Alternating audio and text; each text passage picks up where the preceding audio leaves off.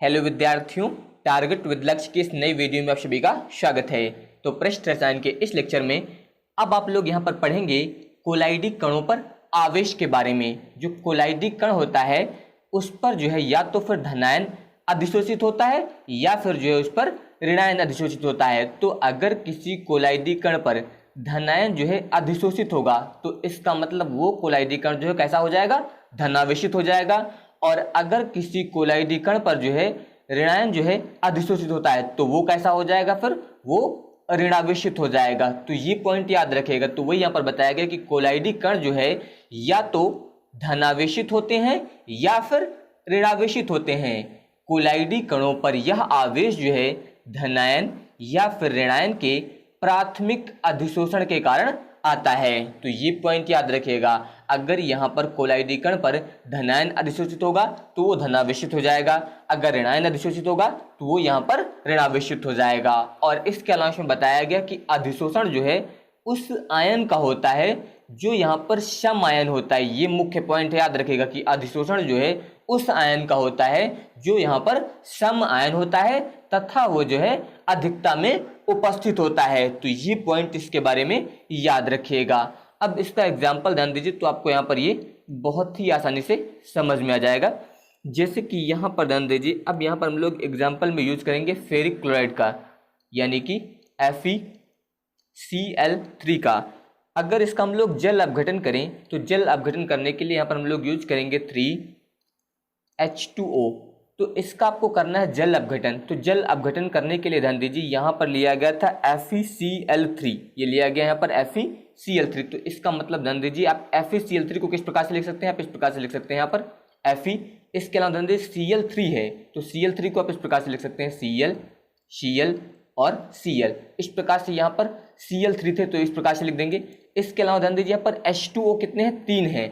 तो H2O को आप इस प्रकार से लिख सकते हैं HOH करके। ध्यान दीजिए ये आपके यहाँ पर 2 H हो जाएंगे, 1 हो जाएगा, यानी कि H2O कितने हैं यहाँ पर, 3 है। तो आप इस प्रकार से लिख सकते हैं यहाँ पर HOH। तो इसका मतलब यहाँ पर ध्यान दीजिए यहाँ से ये HCl एक ये निकल जाएगा, दूसरा यहाँ से ये निकल जाएगा और तीसरा यहाँ से ये निकल जाएगा। तो इस प्रकार जब यहाँ से 3 HCl निकल जाएंगे तो इसमें बचेगा क्या, यहाँ पर बचेगा Fe और इससे कितने OH जुड़ जाएंगे, यहाँ पर ये 3 OH जो है यहाँ पर जुड़ जाएंगे। तो इसका मतलब ध्यान दीजिए अब यहाँ पर फेरिक क्लोराइड का जल अपघटन कराएंगे तो यहाँ पर बन जाएगा Fe। इसके अलावा यहाँ पर हो जाएगा OH का होल थ्राइस और इसके अलावा इसमें से जो है 3HCl यहाँ पर निकल जाएंगे। तो ये जो बना है FeOH का होल थ्राइस, इसे बोला जाता है फेरिक हाइड्रा ऑक्साइड। तो ये हो जाएगा यहाँ पर फेरिक हाइड्रा ऑक्साइड। तो यहाँ पर जो ये फेरिक हाइड्रा ऑक्साइड का कोलाइडी कण प्राप्त हुआ है। अब ध्यान दीजिए यहाँ पर FeOH का होल थ्राइस, तो ये यहाँ पर एक कोलाइडी कण है। और यहाँ पर याद रखिएगा जो FeCl3 था इसका जब आपने जल अपघटन किया तो यहाँ पर जो FeCl3 है ये अधिकता में है, यानी कि ये यहाँ पर जो है अधिकता में उपस्थित है। तो ये यहाँ पर जो फेरिक हाइड्रोक्साइड है ये अब यहाँ पर जो अधिकता में उपस्थित FeCl3 था इससे फिर क्रिया करेगा। यहाँ पर ये जो है FeCl3 से क्रिया करेगा। तो जब ये यहाँ पर FeCl3 से क्रिया करेगा तो अब यहाँ पर ध्यान दीजिए अधिशोषण किसका होगा, यही पॉइंट आपको समझना है। यहाँ पर ध्यान दीजिए पहले आपको बताया गया कि FeCl3 जो है अधिकता में है, तो अधिकता में होने का मतलब यहाँ पर जो Fe ट्रिपल पॉजिटिव आयन होगा ये भी अधिकता में होगा। इसके अलावा जो 3 Cl नेगेटिव आयन होंगी ये भी यहाँ पर अधिकता में होंगे। लेकिन किस आयन का अधिशोषण होगा ये पॉइंट आपको समझना है। तो इसके लिए ध्यान दीजिए पर आपको बताया गया था कि जो सम आयन होता है, तो सम आयन इसमें से कौन सा है, ध्यान दीजिए यहाँ पर दिया गया है Fe और यहाँ पर भी क्या दिया गया Fe, ये दोनों में कॉमन है। इसका मतलब Fe जो है यहाँ पर अधिशोषित हो जाएगा। तो जब ये अधिशोषित होगा तो यहाँ पर ध्यान दीजिए यहाँ पर क्या बनेगा, यहाँ पर ये दिया गया आपको FeOH का होल थ्राइस, इस प्रकार से लिखेंगे और इस पर यहाँ पर अधिशोषित हो जाएगा Fe ट्रिपल पॉजिटिव आयन। यहाँ पर आप लिख सकते हैं Fe ट्रिपल पॉजिटिव। तो ये जो है इस पर अधिशोषित हो जाएगा। इसके अलावा ध्यान दीजिए अब यहाँ पर क्या बचे, यहाँ पर बचे हैं Cl3, यानी कि Cl3 का मतलब यहाँ पर बहुत सारे जो है Cl नेगेटिव आयन बच गए हैं। तो यहाँ पर जो ये Fe3+ आयन है इसकी सतह पर अब जो है यहाँ पर ये Cl3 आयन अधिशोषित होगा। तो इसका मतलब आप इसे इस प्रकार से लिख सकते हैं, यहाँ पर आप लिख सकते हैं 3Cl नेगेटिव, इस प्रकार से। तो तो यहाँ पर ध्यान दीजिए, यहाँ पर कोलाइडी कण पर वो आयन अधिशोषित होगा जो सम आयन होगा, इसके अलावा अधिकता में उपस्थित होगा। तो यहाँ पर Fe ट्रिपल पॉजिटिव ये भी अधिकता में था, इसके अलावा Cl नेगेटिव ये भी अधिकता में था, लेकिन यहाँ पर दोनों में कॉमन कौन था, यानी कि सम आयन कौन था, वो था Fe। इसलिए यहाँ पर Fe जो है इस पर अधिशोषित हो जाएगा। तो ये पॉइंट आप लोग यहाँ पर याद रखिएगा। अब यहाँ पर ध्यान दीजिए, यहाँ पर जो Fe ट्रिपल पॉजिटिव इस पर अधिशोषित हुआ, तो इसकी सतह पर क्या यहाँ पर अधिशोषित हो रहा है, यहाँ पर अधिशोषित हो रहा है Cl माइनस। तो यहाँ पर जो ये वाला भाग दिया गया जिसमें Fe ट्रिपल पॉजिटिव दिया गया है, इससे बोला जाता है निश्चित भाग। इससे आप बोलेंगे निश्चित भाग। और इसके अलावा जो ये दिया गया है, इससे बोला जाता है विसरित भाग। इससे बोला जाता है विसरित भाग। तो ये पॉइंट याद रखिएगा यहाँ पर, इससे क्या बोला जाता है, इससे बोला जाता है विसरित भाग। ये भाग अलग है यहाँ पर, तो ये आपका है विसरित भाग और ये होता है यहाँ पर निश्चित भाग। इससे विसरित भाग क्यों बोलते हैं, क्योंकि ये जो है अस्थायी होता है, यानी कि ये यहाँ पर जो है उपस्थित रह भी सकता है और यहाँ से निकल भी सकता है। तो ये यहाँ पर जो है अस्थायी होता है, लेकिन जो निश्चित भाग है ये यहाँ पर स्थायी होता है, यानी कि ये यहाँ पर परमानेंट होता है और ये यहाँ पर परमानेंट नहीं होता है। तो यहाँ पर ध्यान दीजिए, इस पर स्थायी कौन है, यहाँ पर Fe ट्रिपल पॉजिटिव, ये जो है यहाँ पर इसका प्राथमिक अधिशोषण हुआ था, ये भी बताया गया था कि जिसका प्राथमिक अधिशोषण होता है, तो यहाँ पर Fe ट्रिपल पॉजिटिव जो है इस पर पहले अधिशोषित हुआ था। तो इसका मतलब यहाँ पर ध्यान दीजिए, ये कैसा आयन है, धनायन है। तो इसका मतलब यहाँ पर ये कैसा कोलाइडी विलयन हो जाएगा, ये हो जाएगा यहाँ पर धनावेशित कोलाइडी विलयन। तो यहाँ पर आप बता सकते हैं ये कैसा कोलाइडी विलयन होगा, ये होगा यहाँ पर धनावेशित कोलाइडी विलयन। धनावेशित कोलाइडी विलयन। तो इस प्रकार से आप यहाँ पर इसका एग्जाम्पल बता सकते हैं, यानी कि यहाँ पर जो ये FeOH का होल थ्राइस, इसके जो कोलाइडी कण हैं ये किस प्रकार से प्राप्त हुए हैं। सबसे पहले यहाँ पर फेरिक क्लोराइड का जो है जल अपघटन किया गया, तो यहाँ पर ये बना FeOH का होल थ्राइस और यहाँ पर जो FeCl3 था ये अधिकता में लिया गया था। तो ये यहाँ पर जो है इस फेरिक हाइड्रोक्साइड से पुनः क्रिया करेगा। तो जब ये यहाँ पर इससे क्रिया करेगा तो इसमें Fe ट्रिपल पॉजिटिव आयन भी अधिकता में होगा, इसके अलावा Cl नेगेटिव आयन भी अधिकता में होगा। तो इन दोनों में जो कॉमन होगा, यानी कि जो सम आयन होगा, वो यहाँ पर फेरिक हाइड्रोक्साइड पर पहले अधिशोषित हो जाएगा। तो इसीलिए यहाँ पर जो ये Fe ट्रिपल पॉजिटिव ये जो है इस पर अधिशोषित हो गया है और इसके बाद Fe ट्रिपल पॉजिटिव की सतह पर जो है यहाँ पर क्या अधिशोषित हो जाएगा, 3Cl नेगेटिव आयन, जिसे आप बोल सकते हैं विसरित भाग, यानी कि ये यहाँ पर अस्थायी होता है, ये यहाँ से निकल जाएगा, यानी कि हट जाएगा। तो इस प्रकार से आप कोलाइडी कणों पर आवेश को समझ सकते हैं। अब इसके बाद ध्यान दीजिए, अगला टॉपिक है यहाँ पर स्कंदन, या फिर इसे बोल सकते हैं उड़न, या फिर आप इसे बोल सकते हैं अवक्षेपण। ये भी याद रखिएगा, इससे आप बोल सकते हैं अवक्षेपण। तो इसके लिए ध्यान दीजिए, पर बताया गया कि दो विपरीत आवेशित द्रव विरोधी शॉलों को परस्पर उचित अनुपात में मिलाने पर दोनों शॉल जो है एक दूसरे को अवक्षेपित कर देते हैं। इसे जो है इनका पारस्परिक स्कंदन कहते हैं। ये पॉइंट आप लोग यहाँ पर याद रखिएगा। इसमें आपको बताया गया कि दो विपरीत आवेशित द्रव विरोधी शॉलों को परस्पर उचित अनुपात में मिलाने पर दोनों शॉल जो होते हैं वो एक दूसरे को अवक्षेपित कर देते हैं। इसे जो है इनका पारस्परिक स्कंदन कहते हैं। इसके अलावा आप इसे दूसरे प्रकार से समझ सकते हैं। अब इसके लिए आप ध्यान दीजिए, यहाँ पर आप लिख सकते हैं अथवा। तो सबसे पहले ध्यान दीजिए, जैसे कि मान लीजिए यहाँ पर ये एक पात्र दिया गया है, यानी कि ये यहाँ पर एक बर्तन दिया गया है और इस बर्तन में जो है कोई ऋणावेशित शॉल लिया गया। तो ऋणावेशित शॉल होगा तो उसके अंदर जो है बहुत सारे ऋणायन उपस्थित होंगे, यानी कि ऋणावेशित कोलाइडी कण होंगे। इस प्रकार से इसके अंदर जो है बहुत सारे यहाँ पर ऋणावेशित कोलाइडी कण हैं। तो यहाँ पर ये जो ऋणावेशित कोलाइडी कण हैं, इन सभी पर आवेश की प्रकृति जो है वो समान है, यानी कि या तो सभी ऋणावेशित होंगे और अगर आप धनावेशित शॉल लेंगे तो उसमें सभी कण जो होंगे वो धनावेशित होंगे। तो यहाँ पर जो आवेश की प्रकृति है ये समान है। तो आवेश की प्रकृति समान होने के कारण इनके बीच जो है प्रतिकर्षण होता है। आवेश की प्रकृति जो है समान होने के कारण इनके बीच जो है यहाँ पर क्या होता है, प्रतिकर्षण होता है। तो प्रतिकर्षण होने के कारण जो है ये एक दूसरे से समान दूरी पर रहते हैं। प्रतिकर्षण के कारण जो है ये एक दूसरे से समान दूरी पर रहते हैं, या फिर आप बोल सकते हैं ये जो है समान रूप से वितरित रहते हैं। इसलिए यहाँ पर जो कोलाइडी विलयन होता है वो स्थायी होता है। ये पॉइंट आपको समझना है। सबसे पहले यहाँ पर जो कोलाइडी कण हैं इन पर जो आवेश की प्रकृति है वो समान है, तो समान होने के कारण इनमें क्या होता है, इनमें होता है प्रतिकर्षण, जिसके कारण ये जो है एक दूसरे से समान दूरी पर रहते हैं, या फिर बोल सकते हैं जिसके कारण ये जो है समान रूप से इसमें वितरित रहते हैं। तो ये जो है यहाँ पर जिसके कारण जो है कोलाइडी विलयन जो होता है आपका वो स्थायी होता है।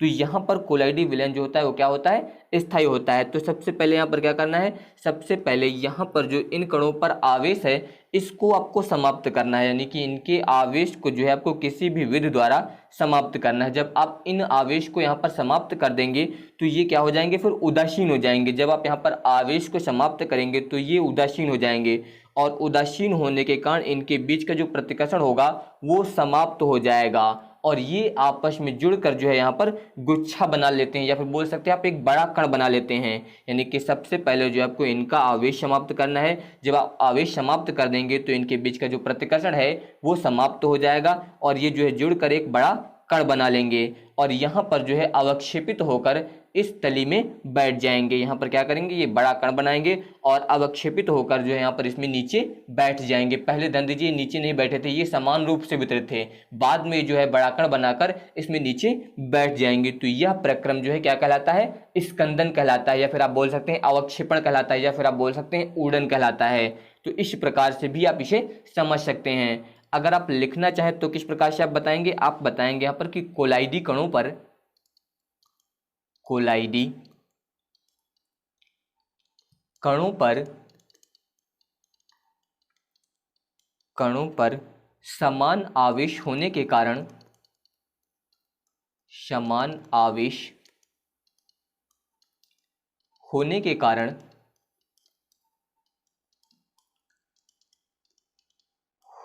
कारण वे एक दूसरे को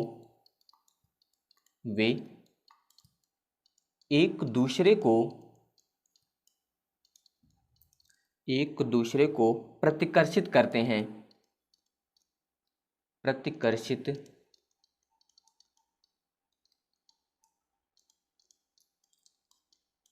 हैं, जिसके कारण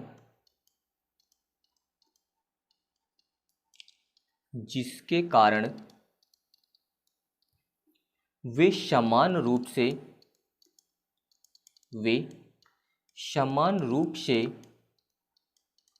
वितरित रहते हैं, समान रूप से वितरित रहते हैं, अर्थात कोलाइडी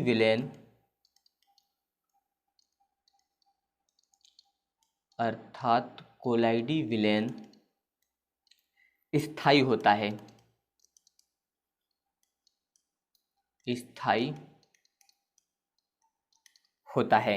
इस प्रकार से आप यहाँ पर बताएंगे। अब इसके बाद यहाँ पर आप बताएंगे कि जब इन कणों का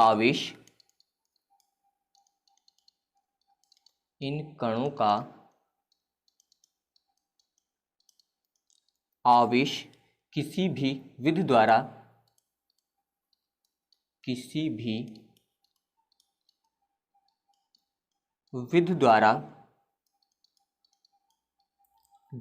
समाप्त हो जाता है, किसी भी विधि द्वारा समाप्त हो जाता है, तो ये कण परस्पर टकराकर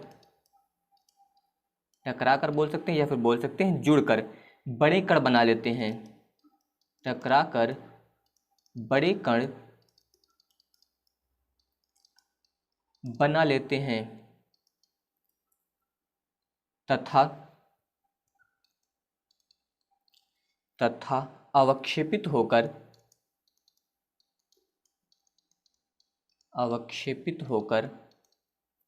नीचे बैठ जाते हैं, नीचे बैठ जाते हैं, यह प्रक्रम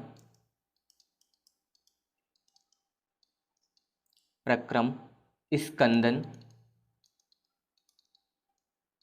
या अवक्षेपण कहलाता है। स्कंदन या अवक्षेपण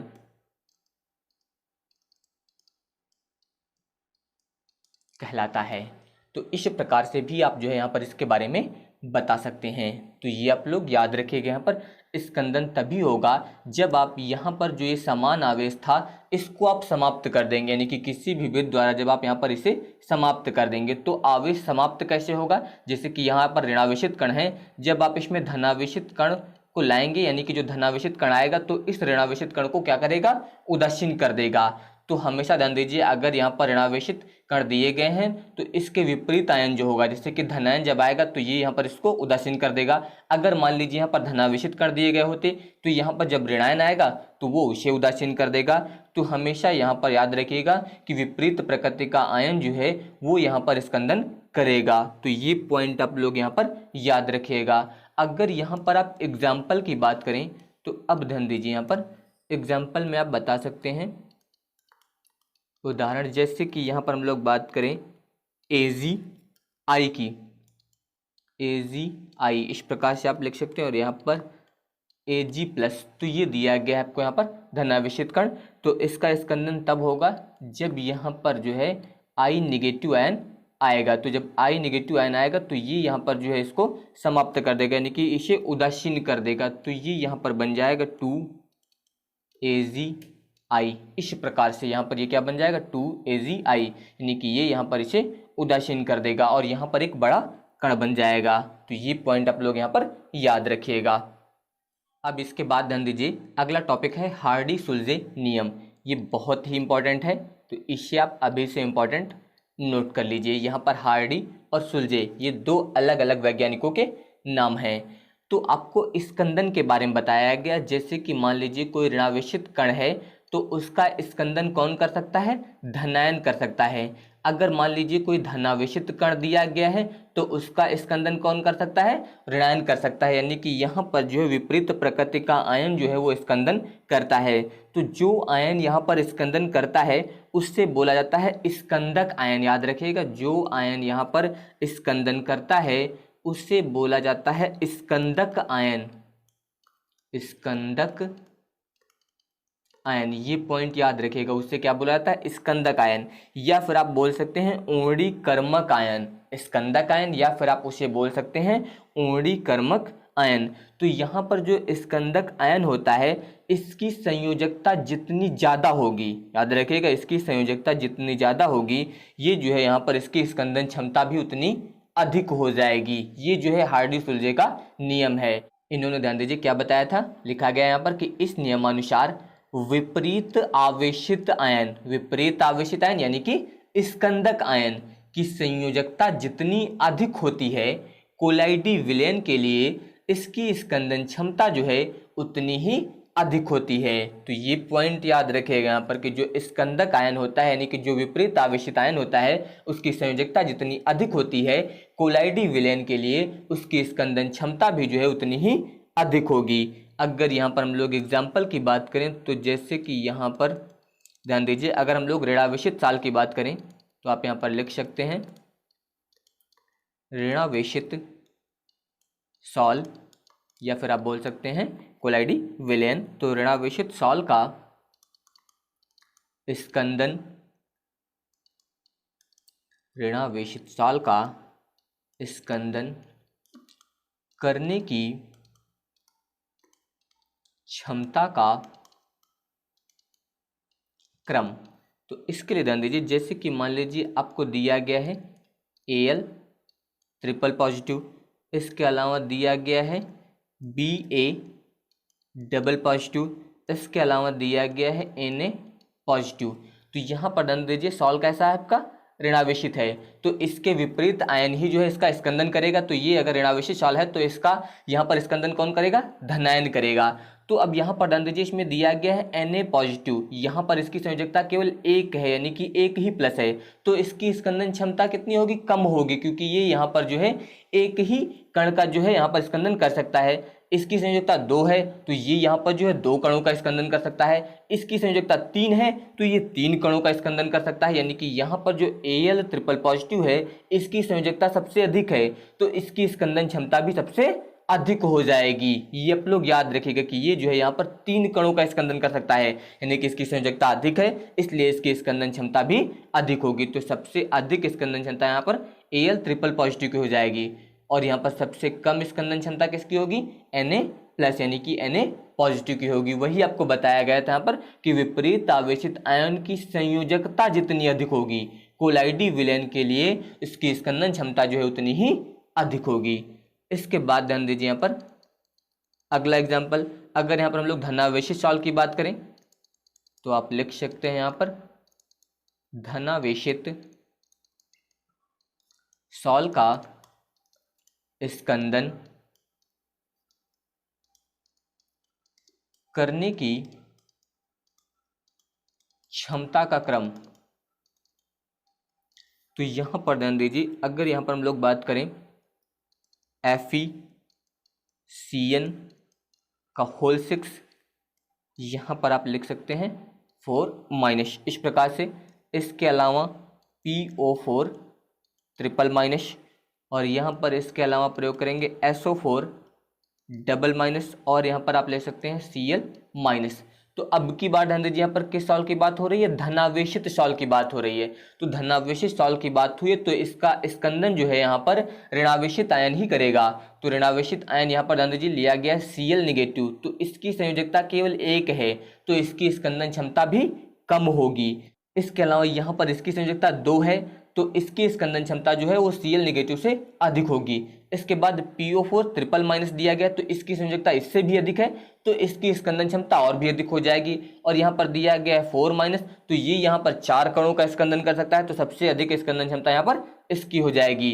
तो यहाँ पर आप इस प्रकार से लिख सकते हैं, यानी कि सबसे अधिक स्कंदन क्षमता यहाँ पर FeCN होल 6 की होगी और सबसे कम यहाँ पर Cl नेगेटिव की होगी। तो याद रखिएगा यहाँ पर हार्डी सुल्जे ने क्या बताया था कि विपरीत आवेशित आयन, जिसे आप बोल सकते हैं स्कंदक आयन, की संयोजकता जितनी अधिक होगी उसकी स्कंदन क्षमता भी उतनी ही अधिक होगी। तो ये पॉइंट आप लोग यहाँ पर याद रखिएगा।